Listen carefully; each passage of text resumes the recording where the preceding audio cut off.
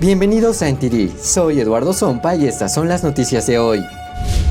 El expresidente Trump dice que el FBI se llevó algunos documentos que no deberían tener, mientras la Casa Blanca dice que la redada no fue política. Varios analistas y una nueva encuesta nos dicen qué impacto podría tener esta redada en las elecciones de mitad de mandato.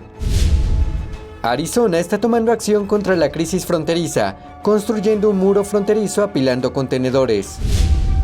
Activistas contra el requisito de educación sexual en las escuelas de Nueva Jersey celebraron una manifestación el domingo. Hablamos con algunos de ellos para conocer a fondo sus inquietudes.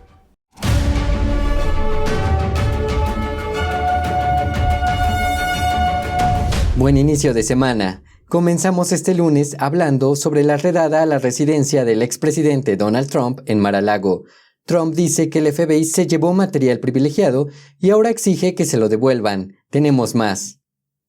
Trump escribió en Truth Social el domingo: el FBI se llevó cajas de material privilegiado de abogado-cliente y también material privilegiado del ejecutivo. Se estaba refiriendo a un artículo de Fox News que cita fuentes anónimas. El privilegio de abogado-cliente permite que las comunicaciones entre un cliente y su abogado sean confidenciales. Trump pidió que los documentos sean devueltos inmediatamente. El FBI dijo que se llevó registros clasificados de la casa de Trump en Florida durante una redada sin precedentes la semana pasada. No está claro exactamente qué había en los documentos. Según el inventario de la propiedad que fue desvelado el viernes, los agentes federales se llevaron conjuntos de documentos supuestamente confidenciales y de máximo secreto. Pero Trump dice que los registros estaban desclasificados. El juez también desveló la orden de allanamiento. Muestra que Trump está bajo investigación federal por obstrucción a la justicia y otras presuntas violaciones, incluyendo la ocultación, eliminación o manipulación de documentos, recopilación, transmisión o pérdida de información de defensa y destrucción, alteración o falsificación de registros. La secretaria de prensa de la Casa Blanca, Karine Jean-Pierre, dijo a ABC News que la redada en la propiedad de Trump en Mar-a-Lago no fue política. El Departamento de Justicia, cuando se trata de aplicar la ley, es independiente. Es lo que creemos y es lo que dijo el presidente. Pero a los partidarios de Trump les preocupa que haya un sistema de justicia de dos niveles, con un conjunto de reglas para los demócratas y otro conjunto de reglas para Trump. El exfiscal federal y funcionario de Trump, Kash Patel, dio un par de ejemplos el viernes en su programa de Epoch TV, Kash's Corner. Normalmente el Departamento de Justicia se abstiene de perseguir a un político en torno a un ciclo electoral, pero la redada de Trump se produjo a menos de 90 días de las elecciones legislativas. También dijo que el Departamento de Justicia normalmente solo llamaba y emitía una citación para los documentos que querían, en lugar de emitir una orden de registro. Y la congresista republicana Marjorie Taylor Greene está tomando medidas al respecto. La representante presentó artículos de impeachment contra el fiscal general Merrick Garland. What they've been doing to President Trump is political persecution. Merrick Garland has abused his position of power as the Attorney General to politically persecute Joe Biden's enemies. And the whole purpose of this is to prevent President Trump from ever being able to hold office. Greene dice que no puede tolerar este tipo de cosas en Estados Unidos y por eso presentó los artículos de impeachment. Ella dice que se abusó de las instituciones de Estados Unidos para derrotar a enemigos políticos. Y una semana después de la redada, siguen llegando reacciones. Un nuevo sondeo muestra qué opinan los votantes sobre esto de cara a las elecciones legislativas. Aquí están los detalles. Los analistas políticos predicen que la redada del FBI en la finca de Trump podría obligar a los republicanos a unirse alrededor de Trump y darle un impulso en las elecciones presidenciales de 2024 en el caso que se presente. Michael McKenna es un exfuncionario de la Casa Blanca de Trump. Dijo The Washington Times: va a crear una situación en la que el Partido Republicano va a tener que unirse en torno a él porque ahí están sus opciones. Puedes estar con Trump o puedes estar con el FBI. Ningún republicano que se respete puede apoyar al FBI. El investigador Marshall Auerbach escribió en Unheard que si el FBI no puede justificar la redada, ciertamente mejoraría las posibilidades de Trump de ser presidente en 2024 y lo convertiría en un mártir. Y Matt Vespa, editor de Town Hall, argumentó que es el FBI y no los medios de comunicación el que puede haber dado en especie la contribución política más importante a un candidato en la historia política de Estados Unidos. Y el impacto de la redada puede sentirse antes de las elecciones presidenciales de 2024. La Convención de Acción de los Estados y el Grupo Trafalgar publicaron recientemente una encuesta sobre las reacciones de los estadounidenses a la redada. Alrededor del 70% de ellos dijo que la redada del FBI contra Trump aumentó su motivación para votar durante las elecciones de mitad de periodo de noviembre. Un 83% de los republicanos dicen que están más motivados para votar, a la vez que el 55% de los demócratas y el 72% de los independientes dicen lo mismo. En esa misma encuesta, el 48% de los encuestados dijo que los enemigos políticos de Trump estaban detrás de la redada del FBI. Un 39% dijo que el sistema de justicia imparcial estaba detrás. Mark Meckler, presidente de la Convención de Acción de los Estados, comentó los resultados. Dijo que los votantes independientes y republicanos están unidos en su indignación y piensan que la redada del FBI está diseñada para castigar al principal enemigo político del régimen en el poder. Y según una encuesta, los latinos son la comunidad que más motivada se siente a votar tras lo ocurrido. Pachi Valencia, del programa Opinión Pública, conversó con Mark Meckler, presidente de la organización que realizó la encuesta, para analizar los resultados.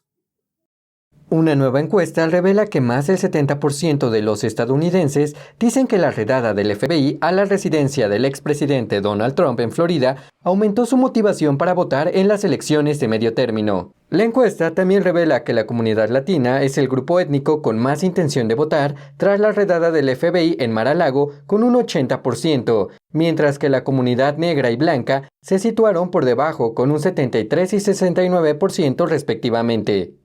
Mark Meckler, presidente del grupo conservador Convention of States, que realizó la encuesta junto a Trafalgar Group, dijo al programa Opinión Pública de Epoch TV que algunos latinos están comparando la redada contra Trump con la situación en países comunistas como Cuba y Venezuela, donde los opositores políticos son perseguidos por las dictaduras. Mucha gente aquí en Estados Unidos viene de vivir bajo ese tipo de regímenes o tiene familia que lo hizo y ha visto esto antes. Vieron esto en Cuba, vieron este tipo de actividad en Venezuela, en algunos de esos países, incluso en los que dicen ser democracias. Si eres un presidente saliente, puedes ser arrestado y por eso están viendo que esto llega a Estados Unidos. Y creo que por eso estamos viendo una reacción tan fuerte entre la comunidad latina. Lo han vivido y no les gusta. Actualmente, cada vez más latinos están tomando iniciativa para involucrarse en la política de Estados Unidos. Para Meckler, esta tendencia es lo más esperanzador que ocurre hoy en el país y podría decidir el futuro de las elecciones. Creo que la comunidad latina va a decidir las próximas elecciones y creo que vamos a ver cada vez más lo que yo describiría como candidatos latinos conservadores de la corriente principal que representan el amor por América, el patriotismo, los valores familiares, el respeto por la ley y el orden. Estas cosas son muy fuertes en la comunidad latina y creo que la comunidad latina va a ser responsable y muy útil en la restauración de los valores americanos. Según datos de Político, los republicanos de la Cámara de Representantes podrían ver un aumento de la cantidad de colegas latinos en 2023 en un 50% debido al impacto que están teniendo entre la comunidad latina. Y en una votación con líneas partidistas en el Congreso, se aprobó un proyecto de ley de reducción de la inflación. Tendremos más detalles al regresar.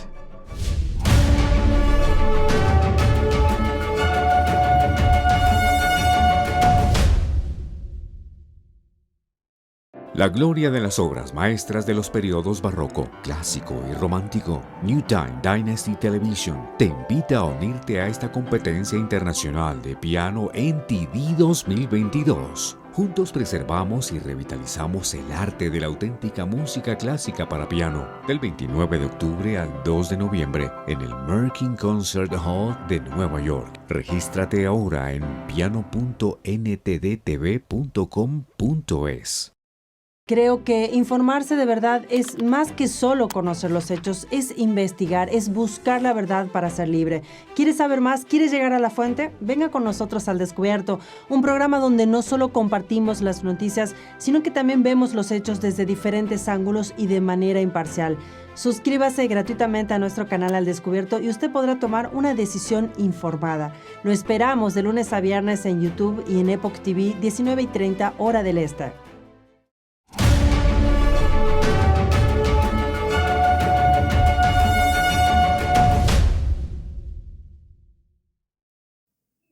Y el viernes los demócratas lograron una gran victoria en Washington. El proyecto de ley denominado Ley de Reducción de la Inflación se dirige ahora a la Casa Blanca para convertirse en ley, a pesar de los esfuerzos de los republicanos en su contra. Aquí está Melina Weisskopf de NTD con más información.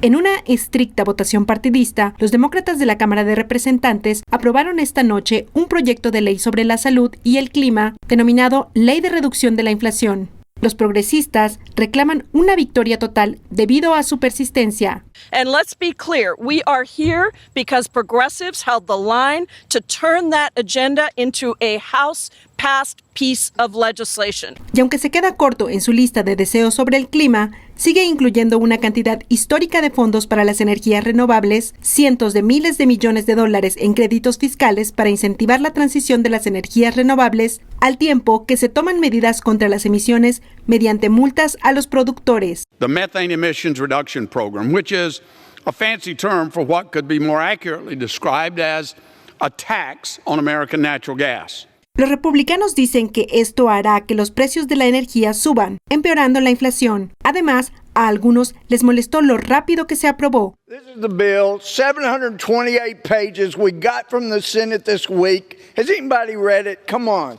Antes de la votación final, los miembros de la Cámara debatieron el proyecto de ley durante 3 horas, en las que el líder de la minoría, Kevin McCarthy, dio un largo discurso durante más de 1 hora. So when you say that you're not going to go after every American to audit, you're not being honest. Una de las principales disputas fue sobre la expansión del IRS. Building a fairer tax system that will invest in workers without raising taxes on families and small businesses.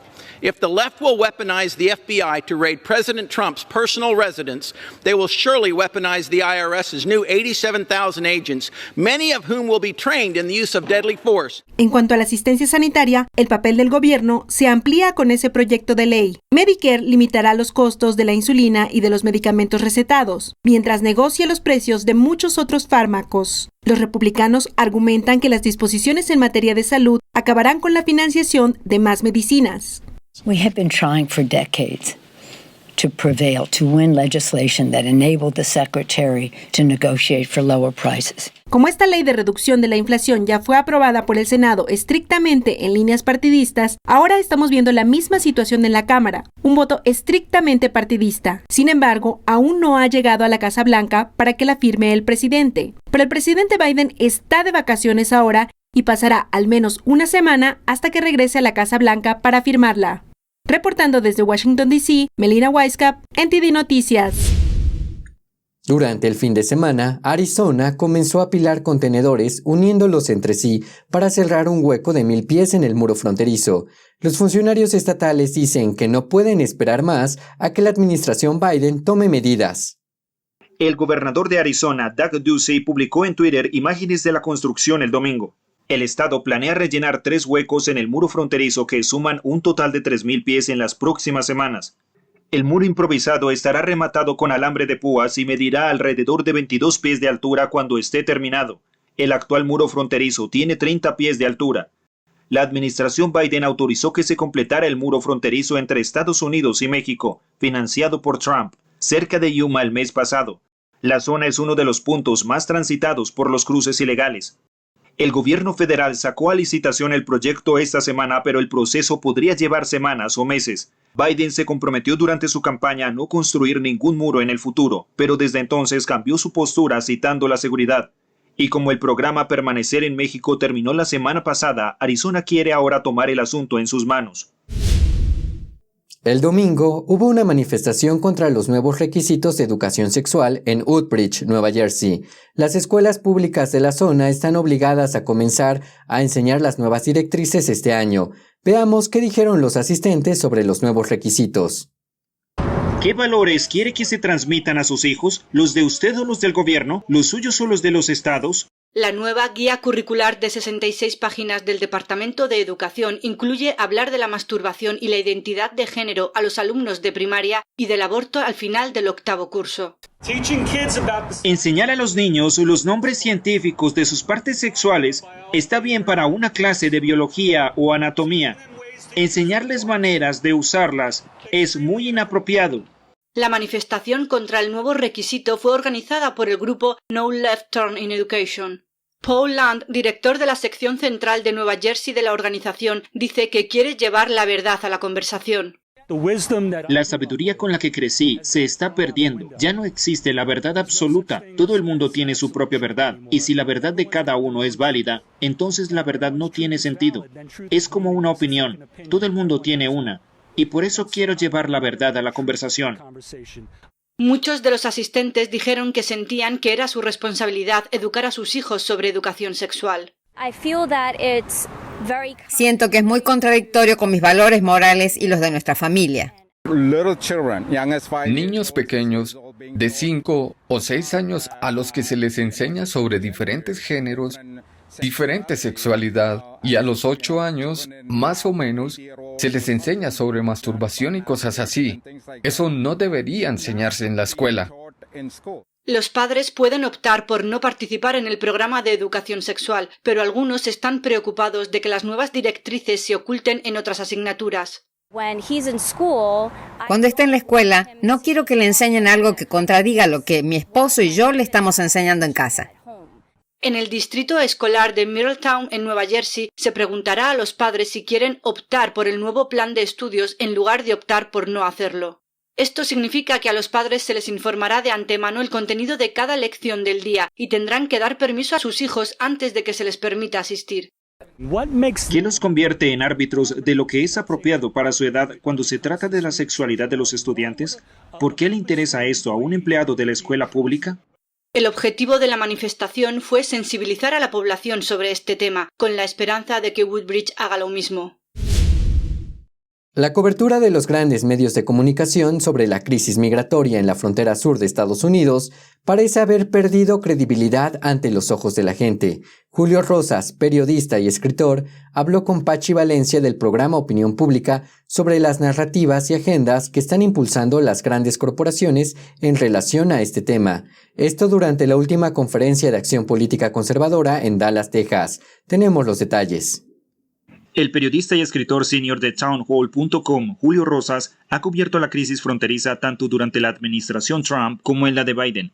En entrevista con NTD habló sobre los cambios que ha visto en los últimos años y el rol de los medios de comunicación que informan sobre la situación en la frontera sur. Cuando cambias tu retórica sobre si la gente debe venir a la frontera o no, realmente tiene un impacto. Y tiene un impacto no solo en las ciudades fronterizas, que son en su gran mayoría hispanas, sino que afecta al resto del país. Rosas, quien se considera un crítico de los grandes medios de comunicación, dijo que estos han impulsado la narrativa de la administración Biden que alienta a los inmigrantes a entrar en Estados Unidos de forma ilegal.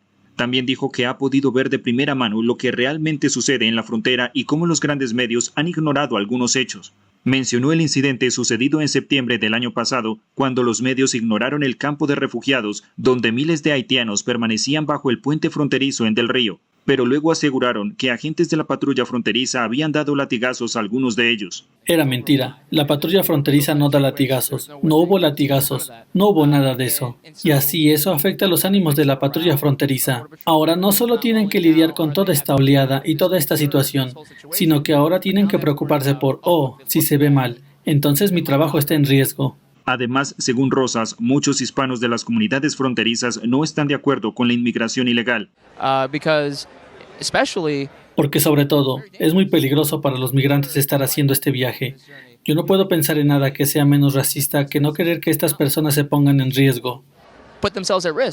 Un ejemplo más reciente de las narrativas que Rosas considera que están imponiendo los grandes medios sobre la gente fue el tema de si el país se encuentra en una recesión. Según él, la prensa minimizó la situación. Y luego, al día siguiente, cuando se publicaron las cifras del PIB, vio un montón de periodistas más que dispuestos y más que felices de decir, bueno, sí, puede que hayamos estado en recesión, pero X, Y y Z, no estamos realmente en recesión. Así que son activistas, tienen su agenda, son tendenciosos y permiten que eso nuble su juicio y afecte la veracidad de sus reportajes.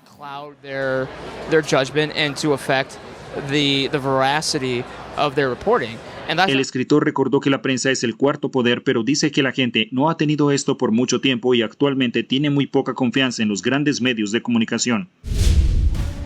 Una nueva delegación de congresistas estadounidenses está de visita en Taiwán. Veremos esto y más después de una breve pausa comercial.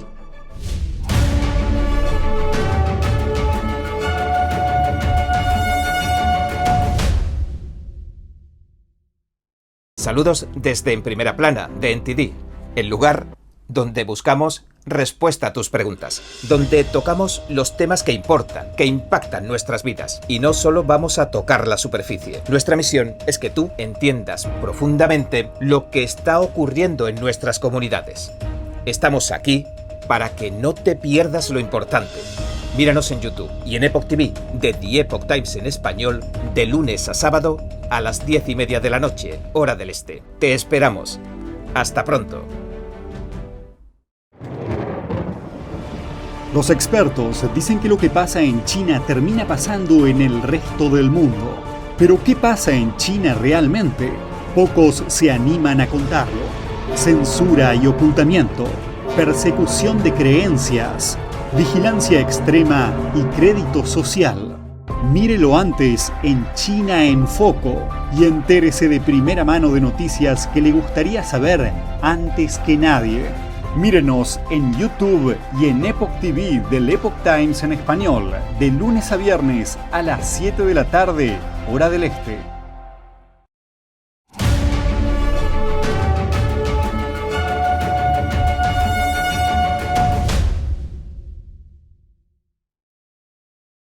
Una delegación de legisladores estadounidenses llegó a Taiwán el domingo para una visita de 2 días. Esto es solo 12 días después de la visita de la presidenta de la Cámara de Representantes, Nancy Pelosi, que enfureció a China. Más legisladores estadounidenses llegaron a Taiwán en medio de las tensiones con China. La delegación de 5 miembros está encabezada por el senador demócrata Ed Markey. Se reunirán con la presidenta de Taiwán y otros funcionarios, así como referentes del sector privado, para debatir intereses comunes. Esto incluye la reducción de las tensiones en el estrecho de Taiwán y las inversiones en semiconductores. Este es el segundo grupo de alto nivel que viaja en medio de las continuas tensiones militares con China. El régimen chino reclama a Taiwán, gobernado democráticamente, como su propio territorio, y tras la visita de Pelosi realizó simulacros militares alrededor de la isla. Idaho inició una prohibición casi total del aborto. La Corte Suprema del Estado dice que no bloqueará una ley que prohíbe casi todos los abortos en el estado a partir del 25 de agosto. También se niega a bloquear otras 2 medidas sobre el aborto. Otra ley que prohíbe el aborto después de unas 6 semanas entrará en vigor a partir del 19 de agosto. Los proveedores de abortos se enfrentan a entre 2 y 5 años de prisión si son condenados. También se ha bloqueado una segunda medida sobre el aborto, aprobada y convertida en ley estatal en marzo de 2020. Permite a determinados ciudadanos particulares interponer demandas civiles contra los proveedores de servicios de aborto. La tercera medida sobre el aborto señalada por la Corte Suprema de Idaho es la ley sobre el latido del corazón del feto. La legislación tipifica como delito que los proveedores de servicios médicos realicen abortos después de que se detecte el latido del corazón del feto, lo que ocurre aproximadamente a las 6 semanas de embarazo. Un proyecto de ley que busca restringir ciertos rifles semiautomáticos acaba de aprobarse en la Cámara de Representantes y va camino a ser votado en el Senado, pero no todas las afirmaciones del proyecto de ley están respaldadas por hechos. Estos son los detalles.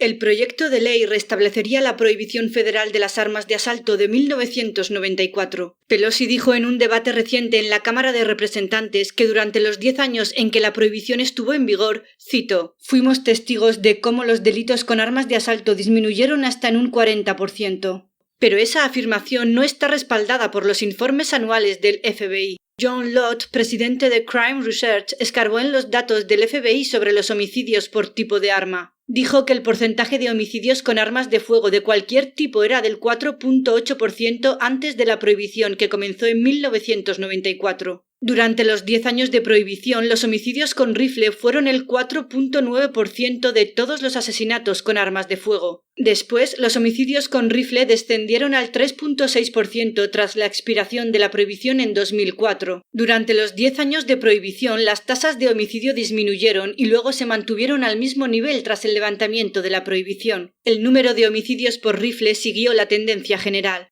El presidente Biden dijo en junio, en los 10 años que estuvo vigente la ley, los tiroteos masivos bajaron. Pero después que los republicanos dejaron expirar la ley en 2004 y permitieron nuevamente la venta de esas armas, los tiroteos masivos se triplicaron.